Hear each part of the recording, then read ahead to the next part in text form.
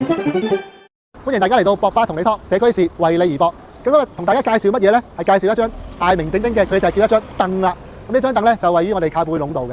咁啊，之前有街坊同我哋講啦，行路嘅時候咧就非常之攰啊，尤其是買餸啊，或者係去完街落車咧，想有個地方坐下，再行上呢度上邊，去到我哋嘅樂民新村。嗱，陣間帶大家睇下咧，有幾多級樓梯啦。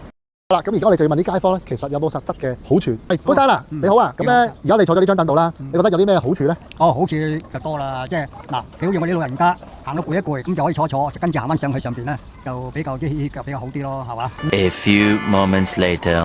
啱啱阿博咧就大約行咗70級嘅樓梯，咁啊啱啱坐張凳咧，咁啊條氣都順啲，行上嚟都舒服啲嘅。咁大家咧亦都係可以坐完一陣之後咧，選擇行樓梯或者係斜路咧，翻大家嘅屋企嘅。咁大家如果再有什麼地區嘅問題，有咩什麼地區嘅議題需要幫忙去解決跟進嘅，隨時揾我哋博巴同你 talk 6214787 WhatsApp 微信，隨時俾料我哋，多謝。如果大家想睇到最新嘅 YouTube 片，歡迎大家訂閱博巴同你 talk，亦都請大家幫忙分享、share 同埋撳個 like。我係博巴，下次再同你 talk。